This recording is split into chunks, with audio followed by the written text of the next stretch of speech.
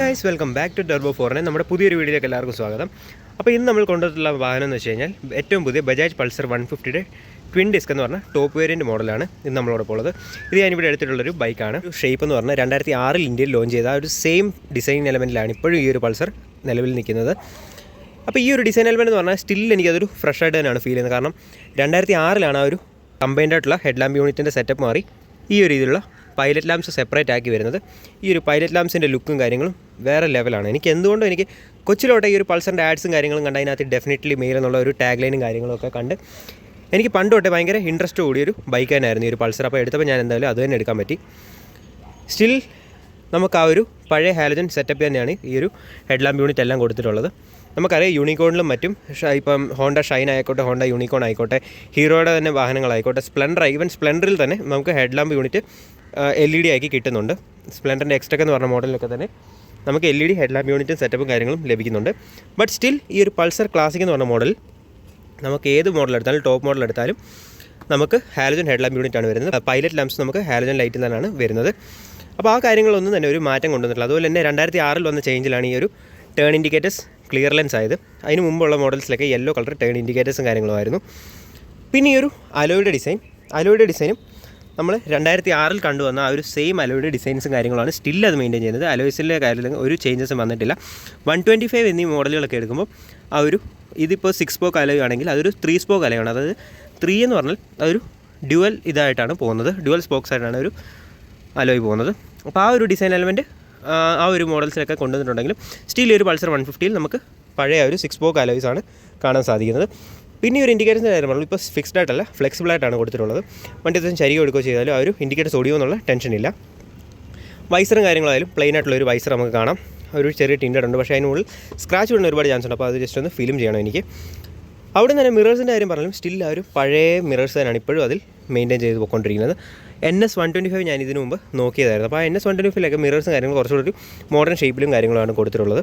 അപ്പോൾ ആ ഒരു കാര്യങ്ങളൊക്കെ തന്നെ ഇതിൽ സ്റ്റിൽ ആ ഒരു പഴയ രീതിയിൽ തന്നെയാണ് കൊടുത്തിട്ടുള്ളത്.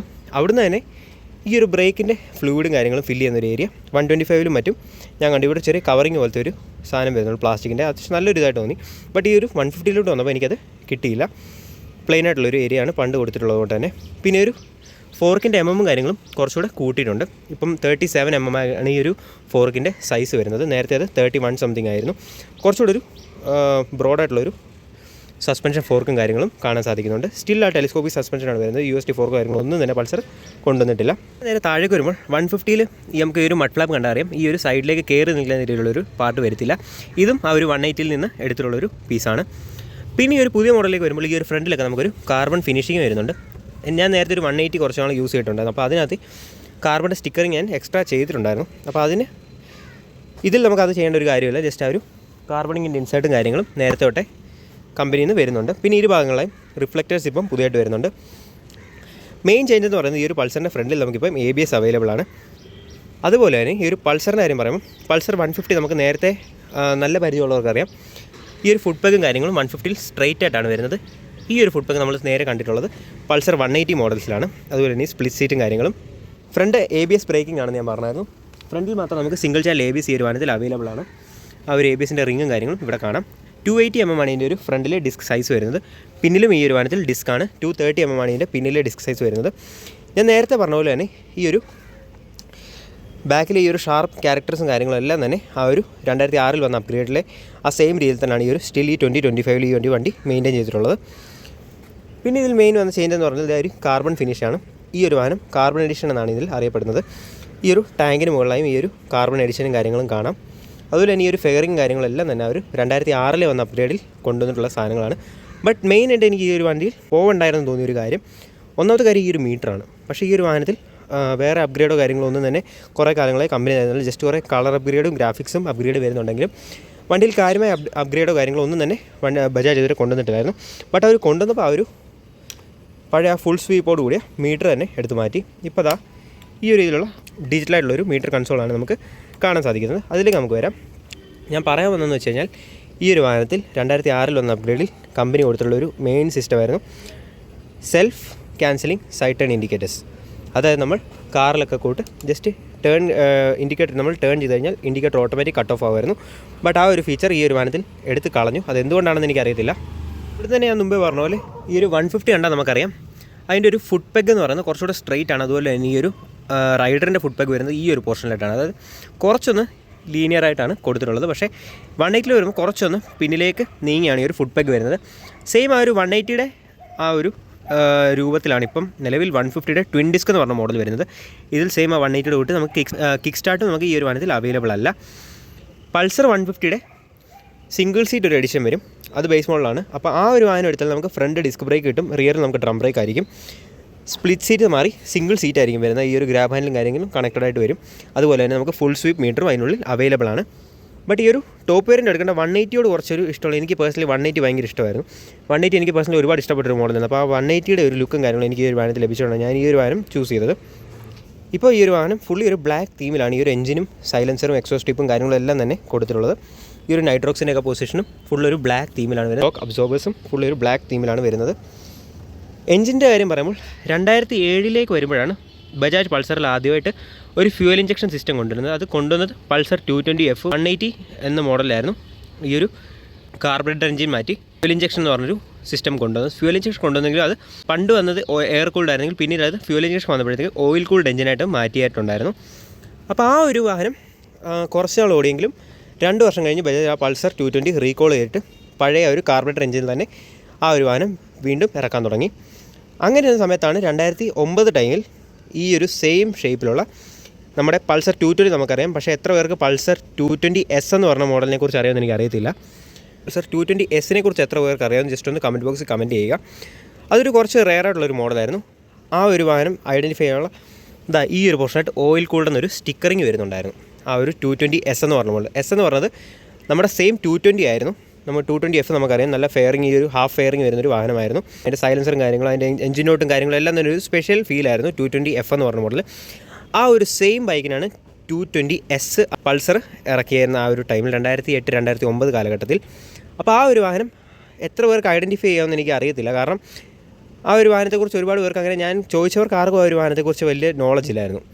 ആ ഒരു വാഹനം സെയിം 220 ആയിരുന്നു. 220cc എഞ്ചിനും 220യുടെ സെയിം ആ സൈലൻസർ പോർഷൻ എല്ലാം തന്നെ ഒരു 220യുടെ സെയിം ഷേപ്പിലായിരുന്നു. പക്ഷേ ആ ഒരു ഹാഫ് ഫെയറിങ് 220Fൽ കണ്ടുവന്ന ഹാഫ് ഫെയറിങ് ഇല്ലായിരുന്നു.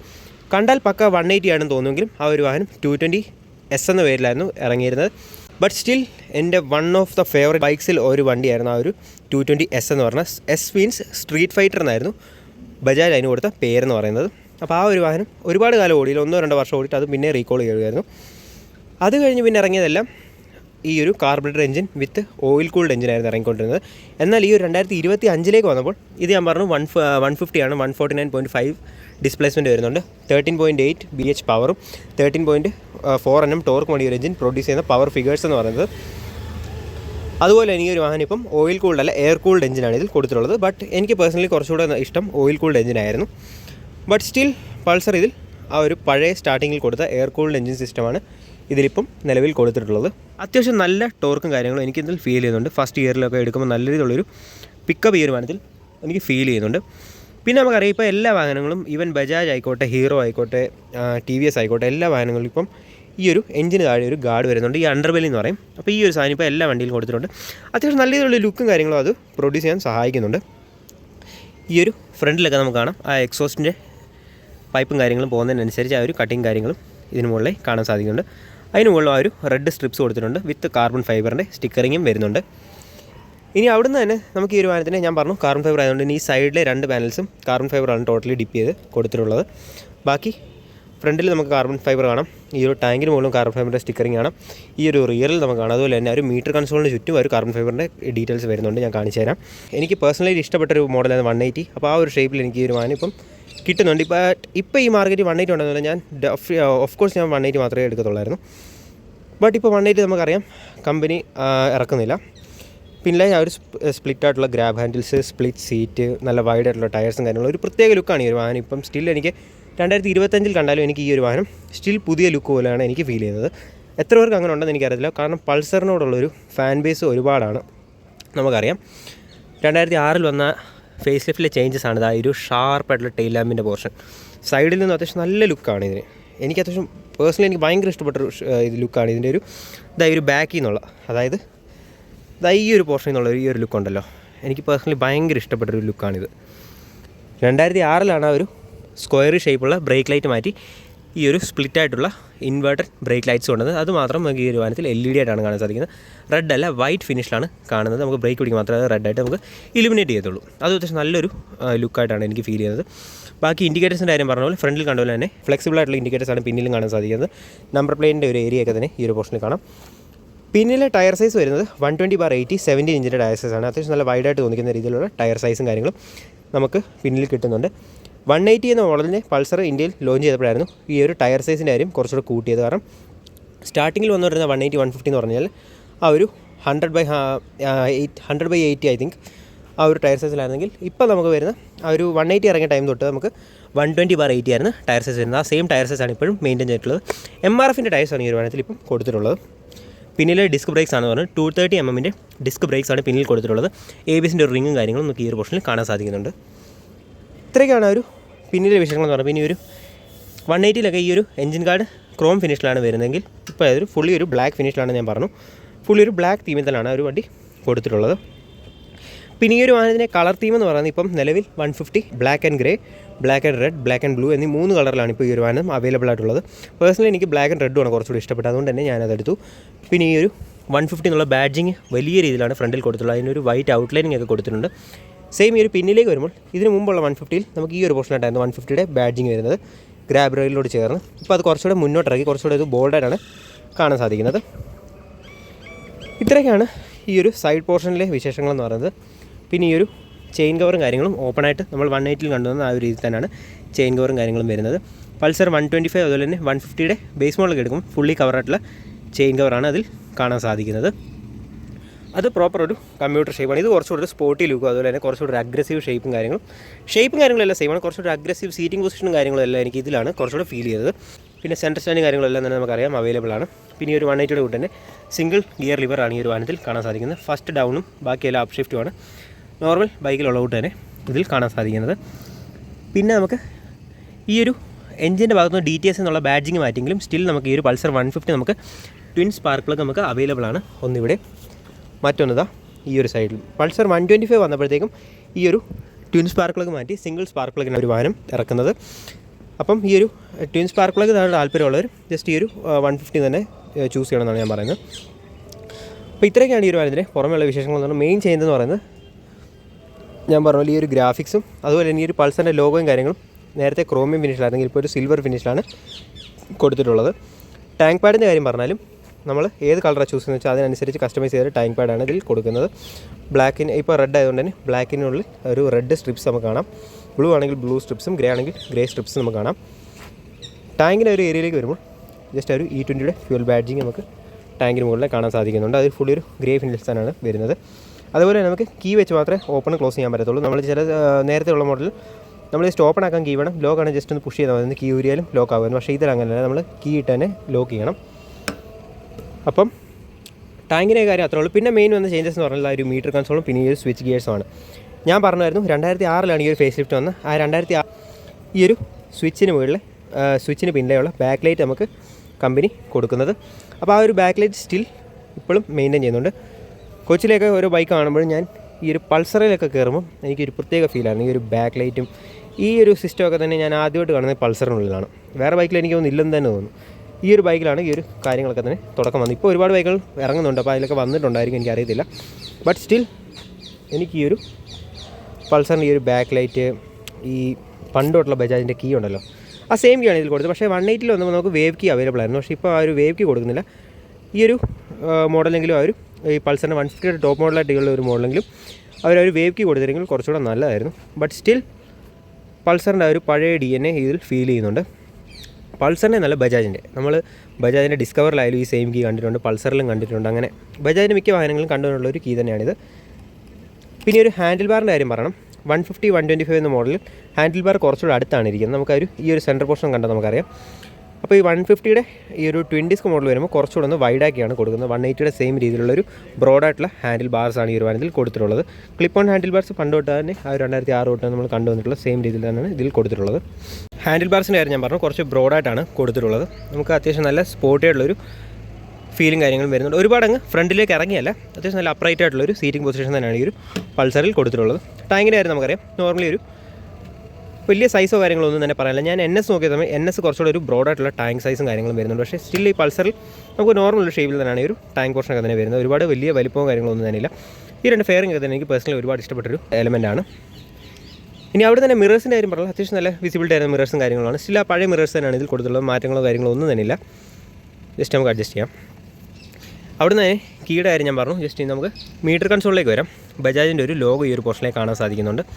കാർബൺ ഫൈബറിൻ്റെ കാര്യം ഞാൻ പറഞ്ഞായിരുന്നു. ഈ ഒരു സൈഡ്സിലും പിന്നെ ഈ ഒരു താഴത്തെ ഈ ഒരു പൊസിഷനിലൊക്കെ തന്നെ കാർബൺ ഫൈബർ ഫിനിഷ് നമുക്ക് കാണാൻ സാധിക്കുന്നുണ്ട്. ഇനി ജസ്റ്റ് ഓണായി കാണിച്ചു തരാം.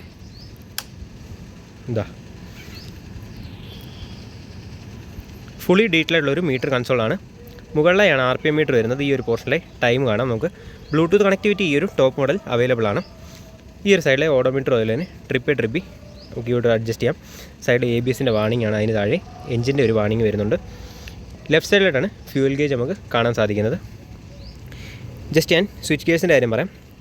നമുക്ക് ഹൈ ബീം, ലോ ബീം അതുപോലെ തന്നെ പാസ് ബീം നമുക്കിപ്പോൾ ഇൻറ്റഗ്രേറ്റഡ് ആയിട്ടാണ് വരുന്നത് ഈ ഒരു പോർഷനിലായി.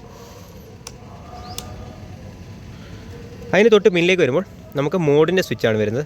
ഈ ഒരു പോർഷനിൽ ചെറിയൊരു പിയാനോ ബ്ലാക്ക് എലമെൻറ്റ് ഇരുഭാഗങ്ങളെ കാണാൻ സാധിക്കുന്നുണ്ട്. മോഡിൻ്റെ കാര്യം പറയുമ്പോൾ ജസ്റ്റ് ഞാൻ എഞ്ചിൻ ഓണാക്കാം. നമുക്ക് റിയൽ ടൈം മൈലേജ് ഈ ഒരു പോർഷനിൽ അറിയാൻ സാധിക്കുന്നുണ്ട്. അതുപോലെ തന്നെ ഡിസ്റ്റൻസ് ടു empty നമുക്ക് ഈ ഒരു റൈറ്റ് സൈഡിൽ അറിയാൻ സാധിക്കുന്നുണ്ട്. അവിടെ തന്നെ മോഡ് സ്വിച്ച് ചേഞ്ച് ചെയ്യുമ്പോൾ ട്രിപ്പ് എയുടെ ഡീറ്റെയിൽസ് മാറും. അതുപോലെ തന്നെ ട്രിപ്പ് എയിൽ നമുക്ക് ലഭിച്ച ആ ആവറേജിൻ്റെ കാര്യങ്ങളാണ് ഈ ഒരു താഴെ അറിയാൻ സാധിക്കുന്നത്. ട്രിപ്പ് B അതുപോലെ തന്നെ എൻഡർ സെറ്റിങ്സ് കാണാം. എൻഡർ സെറ്റിങ്സ് നമുക്ക് ഈ നോക്കിക്കഴിഞ്ഞാൽ ജസ്റ്റ് ഒന്ന് M ബട്ടൺ ഹോൾഡ് ചെയ്താൽ മതി. ബ്ലൂടൂത്ത് ഓൺ ഓഫ് കാണാം. സെറ്റ് ക്ലോക്ക് കാണാം. ഡിസ്റ്റൻസ് ഇറ്റ് ആവാനും എക്സിറ്റിൽ വന്നിട്ട് നമുക്ക് ജസ്റ്റ് ഒന്ന് ഈ ഒരു ബട്ടൺ ഹോൾഡ് ചെയ്ത് പിടിക്കണം. ഞാൻ പറഞ്ഞായിരുന്നു 2006 വന്നപ്പോൾ സെൽഫ് ക്യാൻസലിംഗ് ഇൻഡിക്കേറ്റേഴ്സും കാര്യങ്ങളും വരുന്നുണ്ടായിരുന്നു. അതെന്തുകൊണ്ടോ കമ്പനി അത് തിരിച്ചെടുത്തു. ആ ഒരു ഫീച്ചറും കാര്യങ്ങളും മറ്റൊരു ബൈക്കിൽ ഞാനങ്ങനെ കണ്ടിട്ടില്ലായിരുന്നു. അപ്പോൾ ആ ഒരു ഫീച്ചറും കാര്യങ്ങളെല്ലാം ഇപ്പം നിലവിലില്ല. നമ്മൾ ടേൺ ചെയ്തിട്ട് മാനുവലി തന്നെ ഇത് ഓഫ് ചെയ്യണം. പിന്നെ എനിക്ക് ഇഷ്ടപ്പെട്ടൊരു കാര്യം സ്റ്റിൽ ആ ഒരു 180യുടെ ട്വിൻ ഹോണും കാര്യങ്ങളും അത് നമ്മൾ ആദ്യം തൊട്ടേ പൾസർ ഇറങ്ങിയ ടൈം തൊട്ടേ ആ ഒരു ട്വിൻ ഹോണും കാര്യങ്ങളും പൾസറിൻ്റെ ഐഡൻറ്റിറ്റി തന്നെയുള്ള ഒരു കാര്യമാണ്. ജസ്റ്റ് കേൾപ്പിച്ചു തരാം. ഈ ഒരു ട്വിൻ ഹോൺ സെറ്റപ്പും കാര്യങ്ങളും ഈ ഒരു 150ൽ നമുക്ക് കിട്ടുന്നുണ്ട്. 125ലേക്ക് വരുമ്പോൾ ഒരു സിംഗിൾ ഹോണാണ് കമ്പനി കൊടുക്കുന്നത്. റൈറ്റ് സൈഡിലേക്ക് വരുമ്പോൾ എഞ്ചിൻ കിൽ സ്വിച്ച് കാണാം. അതിൻ്റെ താഴെ ജസ്റ്റ് സ്റ്റാർട്ട് ചെയ്യാനുള്ള സ്വിച്ച് കാണാം. ഞാൻ ജസ്റ്റ് ആ ഒരു ബാക്ക് ലൈറ്റ് കാണിച്ചു തരാം. ബാക്ക് ലൈറ്റ് ഓൺ ആയിട്ടുണ്ട്. നൈറ്റ് ഈ വണ്ടി ഓടിക്കുമ്പോൾ എനിക്കൊരു പ്രത്യേക ഫീലാണ്. ഇപ്പം മീറ്ററും കാര്യങ്ങളും മാറ്റി, ബട്ട് അത് അഡ്ജസ്റ്റ് ചെയ്യാവുന്നൊരു കാര്യമാണ്. ഇപ്പം കുറേ പേർക്ക് ആ പഴയ മീറ്റർ തന്നെ വേണമെന്ന് തന്നെ ഇപ്പോഴും ഒരു പഴയ മീറ്ററിന് കാരണം അതുപോലെ ഫാൻ ബേസ് ഉണ്ടായിരുന്നു. പൾസറിൻ്റെ ഏതൊരു വാഹനം ആയിക്കോട്ടെ, RS200 ആയിക്കോട്ടെ, പൾസർ NS ആയിക്കോട്ടെ, ഈ ഒരു നോർമൽ പൾസർ 125, 150, 180 എന്തും ആയിക്കോട്ടെ, ജസ്റ്റ് ആൻഡ് ഈ ചാവി കീ നമ്മൾ ഓൺ ചെയ്യുമ്പോഴത്തെ ഒരു ഫീൽ ഉണ്ടല്ലോ, ഈ RPM മീറ്റർ കയറുന്നത് ആ ഒരു ഫുൾ സ്വീപ്പ് കിട്ടുന്നൊരു ഫീൽ എനിക്ക് ഇതിലങ്ങനെ കിട്ടുന്നില്ല. But still it's okay.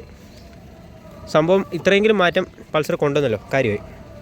അപ്പം ആ ഒരു മീറ്ററും കാര്യങ്ങളും ഒഴിച്ചു വെച്ചാൽ ബാക്കി കാര്യങ്ങളെല്ലാം തന്നെ എനിക്ക് ആ പഴയ രീതിയിൽ തന്നെയാണ് കിട്ടുന്നത്. എനിക്ക് ഓൾറെഡി ഇഷ്ടപ്പെട്ടൊരു ബൈക്ക് കൂടി ആയതുകൊണ്ട് തന്നെ ഞാനിതിൽ വേറൊരു കാര്യം ഞാൻ നോക്കുന്നില്ല.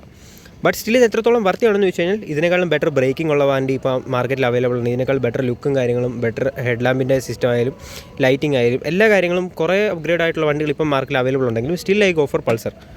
അതൊരു ഇമോഷനാണ്. അത് പൾസർ ഇഷ്ടപ്പെടുന്ന ആൾക്കാർക്ക് മാത്രം പറഞ്ഞാൽ മനസ്സിലാവത്തുള്ളൂ. ജസ്റ്റ് അല്ലാതെ ഒരു ജസ്റ്റ് ഇപ്പോഴും ഈ വണ്ടി എടുത്ത് എന്തിനാണെന്ന് ചോദിക്കും. കാരണം ഇപ്പോൾ ഇതിന് പ്രൈസ് കുറച്ചുകൂടെ കൂടിയിട്ടുണ്ട്. പിന്നെ എനിക്ക് ഈ ഒരു വണ്ടി എടുത്ത സമയത്തെന്ന് വെച്ച് കഴിഞ്ഞാൽ ഇപ്പം 2025 2 crore പൾസേഴ്സിൻ്റെ ക്യാമ്പയിൻ നടന്നുകൊണ്ടിരിക്കുകയാണ്. അതായത് പൾസർ ഇപ്പം ഏകദേശം ഇന്ത്യയിൽ വന്നിട്ട് 2 കോടിയോളം പൾസേഴ്സ് വിറ്റ് പോയിട്ടുണ്ട് ബജാജിൻ്റെ കയ്യിൽ നിന്ന്. അപ്പോൾ അതിൻ്റെ ഒരു ഇതും കാര്യങ്ങളും ഇപ്പം ഓഫറും കാര്യങ്ങളൊക്കെ ഉണ്ടായിരുന്നു. ഈ ഒരു വണ്ടി ഞാൻ ഇവിടെ കപൂർത്തലയിൽ എടുത്തിട്ടുള്ള ഓൺ റോഡ് പ്രൈസ് എന്ന് പറഞ്ഞാൽ 148 148 വന്ന പ്രൈസിൽ നിന്നും എനിക്ക് ഡിസ്കൗണ്ട് ഓഫറും എല്ലാം കഴിഞ്ഞിട്ട് ലാസ്റ്റ് ഈ ഒരു വണ്ടി എനിക്ക് കിട്ടിയത് 140 ആണ്. അതായത് 1,40,000 രൂപയാണ് ഈ ഒരു വാഹനത്തിന് ഇപ്പോഴത്തെ നിലവിലത്തെ ഓൺ റോഡ് പ്രൈസ് എനിക്ക് ഇവിടെ ലഭിച്ചത്. നാട്ടിലെ റേറ്റും കാര്യങ്ങളും ചേഞ്ച് ആവും. RTO ചേഞ്ച് ആകുമ്പോൾ നമുക്ക് അതിൻ്റെ പ്രൈസും കാര്യങ്ങളും എല്ലാം ചേഞ്ച് ആവുന്നതായിരിക്കും. പിന്നെ ഈ ഒരു വാഹനത്തിൻ്റെ ഈ ഒരു ഹാൻഡിൽ വെയിറ്റും കാര്യങ്ങളെല്ലാം തന്നെ അതുപോലെ തന്നെ കൊടുത്തിട്ടുണ്ട്. പഴയ വണ്ടിയിൽ കൊടുത്തിട്ടുള്ളത് തന്നെയാണ്. വേറെ മാറ്റങ്ങളോ കാര്യങ്ങളോ ഒന്നും തന്നെ വരത്തില്ല. ജസ്റ്റ് വന്നിട്ടുള്ള ചേഞ്ചസ് പറഞ്ഞാൽ ഈ ഒരു സ്വിച്ച് ഗിയേഴ്സും ഈ ഒരു ഇതിൻ്റെ ഇൻ്റർഫേസും കാര്യങ്ങളുമാണ്. പിന്നെ ഈ ഒരു മീറ്റർ കൺസോളിലുമാണ് മെയിനായിട്ട് വന്നിട്ടുള്ള ചേഞ്ച് എന്ന് പറഞ്ഞാൽ. പിന്നെ സൈഡ് സ്റ്റാൻഡിൻ്റെ സെൻസേഴ്സും കാര്യങ്ങളും സ്റ്റിൽ ഈ ഒരു വണ്ടിയിൽ കൊടുത്തിട്ടുണ്ട്. ആ ഒരു ഈ ഒരു പോർഷനിൽ നമുക്ക് സൈഡ് സ്റ്റാൻഡിൻ്റെ വാർണിംഗ് കാര്യങ്ങളും അറിയാൻ സാധിക്കും. സൈഡ് സ്റ്റാൻഡിൽ കിടക്കുന്ന വണ്ടി സ്റ്റാർട്ട് ആണെങ്കിൽ ഗിയർ കഴിഞ്ഞ് വണ്ടി ഓഫ് ആവും. നമ്മളിപ്പോൾ കണ്ടുവന്നിട്ടുള്ള എല്ലാ വണ്ടികളിലുള്ള ഒരു സെയിം ഫീച്ചറാണ്, സേഫ്റ്റി ഫീച്ചറാണ്. അത് നമുക്ക് ഈ ഒരു വാഹനത്തിൽ കാണാൻ സാധിക്കുന്നുണ്ട്. അപ്പോൾ ഇത്രയൊക്കെയാണ് ഈ ഒരു വാഹനത്തിൻ്റെ വിശേഷങ്ങളെന്ന് പറയുന്നത്. ആവറേജും കാര്യങ്ങളും ഞാൻ പറഞ്ഞു. ഹൈവേ ഞാൻ പോയ ദിവസം എനിക്ക് അറൗണ്ട് 63 വരെയാണ് ഇതിൻ്റെ ഒരു ടോപ്പ് മൈലേജ് കിട്ടിയിട്ടുള്ളത്. അത്യാവശ്യം നല്ല സ്പോർട്ടി ലുക്കും അത്യാവശ്യം മൈലേജും. എനിക്ക് ഡെയിലി ഞാനിവിടെ ജോബിന് വരുമ്പോൾ ജസ്റ്റ് എനിക്കൊരു ഡെയിലി കമ്മ്യൂട്ടർ ആയിരുന്നു ആവശ്യം. അപ്പോൾ ആ ഒരു അങ്ങനെ നോക്കിയ സമയത്ത് എനിക്ക് വലിയ CC കൂടിയ ബൈക്ക് വേണമെന്നൊന്നുമില്ല. ജസ്റ്റ് നോർമൽ ഒരു ഡെയിലി പോയി വരാൻ വേണ്ടി ഒരു ബൈക്കാണ് നോക്കിയത്. ബട്ട് ഞാൻ വേറെ കുറേ വണ്ടി നോക്കിയെങ്കിലും എനിക്ക് പേഴ്സണലി ഇഷ്ടപ്പെട്ട പൾസർ തന്നെ എനിക്ക് എടുക്കാൻ പറ്റി. അപ്പം 150cc ആണെങ്കിലും അതിനനുസരിച്ചുള്ള അത്യാവശ്യം നല്ല പവറും കാര്യങ്ങളും എനിക്ക് ലഭിക്കുന്നുണ്ട്. തന്നെ ഇവിടെ സിറ്റി യൂസ് ആയിട്ട് തന്നെ എനിക്ക് അത്യാവശ്യം കൊണ്ടു നടക്കാനും എളുപ്പമാണ്. ഞാൻ ഈ ഒരു വണ്ടി നോക്കിയ സമയത്ത് ഇതിന് മുമ്പായിട്ട് ഞാൻ NS 125 നോക്കിയായിരുന്നു, പൾസർ 125 നോക്കിയായിരുന്നു. പിന്നെ ഈ ഒരു പൾസർ 150 ആണ് എനിക്ക് കുറച്ചുകൂടെ ഷേപ്പ് വൈസ് എനിക്ക് കുറച്ചുകൂടി ഇഷ്ടപ്പെട്ടു. അതുകൊണ്ട് തന്നെ ഞാൻ പൾസർ 150 തന്നെ ഫൈനലൈസ് ചെയ്തു. അപ്പം ഇത്രയൊക്കെയായിരുന്നു എൻ്റെ ഇന്നത്തെ ഒരു വീഡിയോ എല്ലാവർക്കും ഉപകാരപ്പെട്ടെന്ന് വിചാരിക്കുന്നു. വീഡിയോ എല്ലാവർക്കും ഇഷ്ടപ്പെട്ടെന്ന് വിചാരിക്കുന്നു. വീഡിയോ എല്ലാവരും ലൈക്ക് ചെയ്യുക, ഇഷ്ടമായില്ലെങ്കിൽ ഡിസ്ലൈക്ക് ചെയ്യുക. നിങ്ങളുടെ അഭിപ്രായങ്ങൾ താഴെ കമൻറ്റ് ചെയ്തിരിക്കുക. വണ്ടിയെക്കുറിച്ചുള്ള എന്തെങ്കിലും ഡീറ്റെയിൽസ് അറിയണമെങ്കിൽ ജസ്റ്റ് ഒന്ന് കമൻറ്റ് ബോക്സിൽ ചോദിച്ചാൽ മതി, ഞാൻ എല്ലാം ക്ലിയർ ചെയ്ത് തരുന്നതായിരിക്കും. അപ്പം Pulsar is Pulsar, that's why I choose Pulsar. അത്രേ എനിക്ക് പറയാനുള്ളൂ. എൻ്റെ കുറേ ഫ്രണ്ട്സ് എന്നോട് ചോദിച്ചു എന്തുകൊണ്ടാണ് പൾസർ എടുക്കുന്നത്, പൾസർ പണ്ടോട്ടുള്ള വണ്ടിയാണ്. ഈവൻ എൻ്റെ ഒരു ബെസ്റ്റ് ഫ്രണ്ട് വിഷ്ണു, അവൻ തന്നെ എന്നോട് പറഞ്ഞു, അളിയ നീ ആ വണ്ടി എടുത്താൽ ഞാൻ മിണ്ടത്തില്ലെന്ന് തന്നെ പറഞ്ഞു എന്നോട് നേരെ. എന്താണെന്ന് എനിക്കറിയത്തില്ല, അവന് ഡ്യൂക്കിൻ്റെ ഭയങ്കര ഇഷ്ടമാണ്. അപ്പോൾ അവൻ ആ ഒരു രീതിയിലാണ് എന്നോട് സംസാരിച്ചത്. എടാ ഡ്യൂക്ക് വരെ നോക്കാം. അങ്ങനെ ഞാൻ പറയടാ എനിക്ക് ഡെയിലി പോയി വരാൻ എനിക്ക് അത്യാവശ്യം ആവറേജ് നോക്കണം, മൈലേജ് നോക്കണം, എനിക്ക് അത്ര കൂടിയൊരു ബൈക്ക് ഞാൻ നോക്കുന്നില്ല. ബട്ട് സ്റ്റിൽ 1.5 താഴെ ചൂസ് ചെയ്യുന്നൊരു ബെസ്റ്റ് കമ്മ്യൂട്ടർ ബൈക്കാണ് ഈ ഒരു പൾസർ 150. പ്രൈസ് കുറച്ച് കൂടിയിട്ടുണ്ട്. അതിനനുസരിച്ചുള്ള മാറ്റങ്ങളുണ്ടോയെന്ന് ചോദിച്ചാൽ അത്ര കാര്യമായ മാറ്റങ്ങളൊന്നും തന്നെയില്ല. ജസ്റ്റ് ഒരു മീറ്റർ ആയിക്കോട്ടെ, സ്വിച്ച് ഗിയേഴ്സ് ആയിക്കോട്ടെ, ഇതല്ലാതെ വേറെ ഒരു മാറ്റവും വണ്ടിയിൽ കൊണ്ടുവന്നില്ല. സ്റ്റിൽ ആ പഴയ മോഡലിനാണ് ഇപ്പോഴും വരുന്നത്. പിന്നെ ഗ്രാഫിക്സും പെയിൻറ്റും മാറിയിട്ടുണ്ട്. പിന്നെ എൻജിൻ വൈസ് പറയണം, കുറച്ചുകൂടെ ഒന്ന് റിഫൈൻഡ് ആയിരുന്നു കേട്ടോ എൻജിൻ ഞാൻ ഓടിച്ചപ്പോൾ എന്ന് വെച്ച് കഴിഞ്ഞാൽ ഞാൻ കുറച്ച് പൾസർ 125 എൻ്റെ ഉണ്ടായിരുന്നു. 125 ഞാൻ എൻ്റെ കസിൻ്റെ വണ്ടിയായിരുന്നു. അപ്പോൾ ആ ഒരു വണ്ടി ഓടിച്ച സമയത്ത് അത് വെച്ച് നോക്കുമ്പോൾ കുറച്ചുകൂടെ നമുക്കൊരു ഇനിഷ്യൽ ഈ ഒരു വാഹനത്തിൽ എനിക്ക് ലഭിക്കുന്നുണ്ട്. ഇനിഷ്യലി ആ ഒരു സ്റ്റാർട്ടിങ്ങിലെ പിക്കപ്പും കാര്യങ്ങളും എനിക്ക് അത്യാവശ്യം നല്ല രീതിയിൽ തന്നെ ഫീൽ ചെയ്തു. 125 ഓടിച്ചിട്ട് ഇത് ഓടിച്ചുകൊണ്ടായിരിക്കും. ബട്ട് സ്റ്റിൽ ആ 180 ഓടിച്ച ആ ഒരു ഫീലും കാര്യങ്ങളും എറൗണ്ട് എനിക്ക് ഏകദേശം ഫീൽ ചെയ്യാൻ പറ്റുന്നുണ്ട്. പവർ ഇതുവരെ ഞാൻ ഒരുപാട് നോക്കിയിട്ടില്ല, കാരണം ഞാനിപ്പോൾ പുതിയ വണ്ടി ആയപ്പോൾ എടുത്തിട്ട് അറൗണ്ട് 3-4 ഡേയ്സ് ആയിട്ടുള്ളൂ. അതുകൊണ്ട് തന്നെ ഞാനിത് ഓവർ അങ്ങനെ വലിച്ച് കുറച്ച് ഓടിച്ചിട്ടൊന്നുമില്ല. ജസ്റ്റ് നോർമലി ഞാനിതുവരെ 60 താഴെ തന്നെയാണ് ഞാനിപ്പോഴും കൊണ്ടു നടക്കുന്നത്. അപ്പോൾ ഇതിൻ്റെ ഒരു ഫസ്റ്റ് സർവീസും കാര്യങ്ങളും കഴിയുന്നൊരു വീഡിയോ ഞാൻ എല്ലാം ഡീറ്റെയിൽസ് ഷെയർ ചെയ്യുന്നതായിരിക്കും. ഫസ്റ്റ് സർവീസിന് മുമ്പേ എനിക്ക് നിലവിൽ ഹൈവേ കിട്ടിയിട്ടുള്ള മൈലേജ് 63 ആണ്. സിറ്റി യൂസിൽ എനിക്ക് 50 to 55 എനിക്ക് മൈലേജ് കിട്ടിക്കൊണ്ടിരിക്കുന്നത്. അപ്പോൾ ഇത്രയൊക്കെയാണ് ഈ ഒരു വാഹനത്തിൻ്റെ വിശേഷങ്ങളെന്ന് പറയുന്നത്. അപ്പം ഡെയിലി കമ്മ്യൂട്ടർ നോക്കുന്ന അത്യാവശ്യം ലുക്കും കാര്യങ്ങളും വേണ്ടാവുന്ന ഒരാൾക്കും പിന്നെ പൾസറിനോട് പ്രത്യേക ഇഷ്ടമുള്ള ഒരാൾക്കും കണ്ണും പൂട്ടിയെടുക്കുന്ന ഒരു വാഹനം തന്നെയാണിത്. 2025 വന്ന അപ്ഡേറ്റ്സിൽ അത്യാവശ്യം നല്ല റിഫൈൻഡിലുള്ള എഞ്ചിനും കാര്യങ്ങളും വരുന്നുണ്ട്. എഞ്ചിൻ നോട്ടും അത്യാവശ്യം നല്ലൊരു ബേസി ആയിട്ടുള്ള സൗണ്ടാണ്. ജസ്റ്റ് കാണിച്ചു തരാം. പൾസറിൻ്റെ സൗണ്ടും പൾസറിൻ്റെ ഹോണും കാര്യവും എല്ലാം തന്നെ ഒരു പ്രത്യേക ഐഡൻറ്റിറ്റിയാണ്. കാരണം വേറൊരു ബൈക്കിനും ഇല്ലാത്തൊരു സ്പെഷ്യൽ എന്തോ ഒരു സാധനമാണ് പൾസർ കൊടുത്തിട്ടുള്ളത്. എനിക്ക് പൾസറിൻ്റെ നോട്ട് എവിടെ കേട്ടാലും നമുക്ക് ഒരു പൾസർ ഫാൻ എവിടെ കേട്ടാലും പൾസറിൻ്റെ നോട്ട് തിരിച്ചറിയാൻ പറ്റും. ജസ്റ്റ് സ്റ്റാർട്ട് ചെയ്ത് കാണിച്ചു തരാം.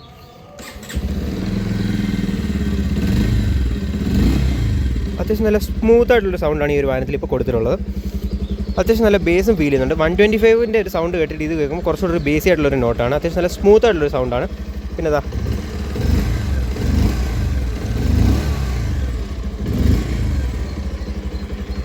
ഇതാണ് ഈ ഒരു വാഹനത്തിന് എഞ്ചിൻ നോട്ട് വരുന്നത്. ജസ്റ്റ് ഹെഡ് ലാമ്പ് ഞാൻ കാണിച്ചു തരാം. സ്റ്റിൽ ആ ഒരു നോർമൽ ലൈറ്റ്സാണ് ഞാൻ പറഞ്ഞു. ഈ ഒരു പൈലറ്റ് ലാംപ്സിൻ്റെ ലുക്ക് കണ്ടോ, നൈറ്റിൽ ഈ ഒരു പൈലറ്റ് ലാംപ്സ് മാത്രമായിട്ട് ഓടിക്കണം. ഞാൻ ഇതിൻ്റെ head lamp auto head lamp ആയതുകൊണ്ട് തന്നെ ഇത് ഓൺ ഓഫ് ചെയ്യാനുള്ള സ്വിച്ച് ഇതിൽ കൊടുത്തിട്ടില്ല. ബട്ട് എനിക്ക് ആ ഒരു സ്വിച്ച് വെക്കണം. ഞാൻ ആഫ്റ്റർ മാർക്കറ്റ് ഞാൻ ചെയ്യാൻ ഉദ്ദേശിക്കുന്നുണ്ട്. പക്ഷേ ഫസ്റ്റ് സർവീസ് ചെയ്യേണ്ട ഞാൻ ഇതിലെന്തും ചെയ്യുന്നുള്ളൂ. അപ്പോൾ ആ ഒരു ഹൈ ബീം ലോ ബീം ഞാൻ പറയാം. ഹൈ ബീം ഇതും ലോ ബീം ഇതും പാസ് ലൈറ്റ്, ഇത്രയാണ് ഈ ഒരു വാഹനത്തിൻ്റെ ലൈറ്റിംഗ് വരുന്നത്. പക്ഷേ ഇതിൻ്റെ ലൈറ്റിങ്ങിൻ്റെ കാര്യം എന്ന് പറഞ്ഞു കഴിഞ്ഞാൽ ഓടിച്ചതിൽ വെച്ച് ഇതിൻ്റെ ഒരു നൈറ്റിലെ വിസിബിലിറ്റി കുറച്ച് കുറവായിട്ടാണ് തോന്നിയത്. അത് ഇതിൻ്റെ ഇനി അഡ്ജസ്റ്റ്മെൻറ്റ് വല്ല മാറി കിടക്കണമെന്ന് എനിക്കറിയത്തില്ല. ബട്ട് നൈറ്റിൽ ഈ വണ്ടി ഓടിച്ചപ്പം എനിക്ക് ഇതിൻ്റെ ഹെഡ് ലൈറ്റിൻ്റെ അത്ര വിസിബിലിറ്റിയും കാര്യങ്ങളൊന്നും തന്നെ ഫീൽ ചെയ്തില്ല. സ്റ്റിൽ ഒരു നോർമൽ ലൈറ്റ് പോലെ എനിക്ക് ഫീൽ ചെയ്യുന്നുള്ളൂ. കുറച്ചുകൂടെ എനിക്ക് നല്ലൊരു ബൾബോ കാര്യങ്ങളോ വേണമെങ്കിൽ അപ്ഗ്രേഡ് ചെയ്യാം ഇനി ഇത് കഴിഞ്ഞിട്ട്. അപ്പോൾ ആ ലൈറ്റിങ്ങിൻ്റെ കാര്യമൊന്നും തന്നെ പ്രത്യേകിച്ച് വലിയ എടുത്തു പറയാനുള്ള കാര്യങ്ങളൊന്നും തന്നെയില്ല. ഫ്രണ്ടിലെ ബജാജിൻ്റെ ആ ഒരു ലോഗോ കൊടുത്തിട്ടുള്ളത് കാണാം. പിന്നെ നമ്മൾ 180 അറിയാം നമുക്ക് ഈ ഒരു പൾസറിന് എഴുതിക്കുന്നതിനുള്ളിൽ ബജാജിൻ്റെ ഒരു ലോഗോ വരുമായിരുന്നു. ബട്ട് ഇപ്പോൾ ആ ഒരു ലോഗോയും കാര്യമൊന്നുമില്ല. ജസ്റ്റ് പൾസർ എന്നുള്ള എഴുത്ത് മാത്രമേ ഒരു 3D ആയിട്ടുള്ള ഇത് മാത്രമേ കൊടുത്തിട്ടുള്ളൂ. ഇന്നത്തെ ഈ ഒരു വീഡിയോ ഇത്രയേ ഉള്ളായിരുന്നു. വീഡിയോ എല്ലാവർക്കും ഇഷ്ടപ്പെട്ടു എന്ന് വിചാരിക്കുന്നു. വീഡിയോ ഇഷ്ടമായാൽ ലൈക്ക് ചെയ്യുക, ഇഷ്ടമല്ലെങ്കിൽ ഡിസ്ലൈക്ക് ചെയ്യുക. നിങ്ങളുടെ അഭിപ്രായങ്ങൾ താഴെ കമൻറ്റ് ചെയ്ത് അറിയിക്കുക. ചാനൽ ഇതുവരെയും സബ്സ്ക്രൈബ് ചെയ്യാത്തവരാണെങ്കിൽ ചാനൽ സബ്സ്ക്രൈബ് ചെയ്യുക. അതോടൊപ്പം തന്നെ ബെല്ലൈക്കണെ ഉണ്ടെങ്കിൽ ചെയ്തിരിക്കുക. സോ ഗൈസ്, അടുത്തൊരു വീഡിയോയിൽ കാണുന്നവരെയും ബൈ.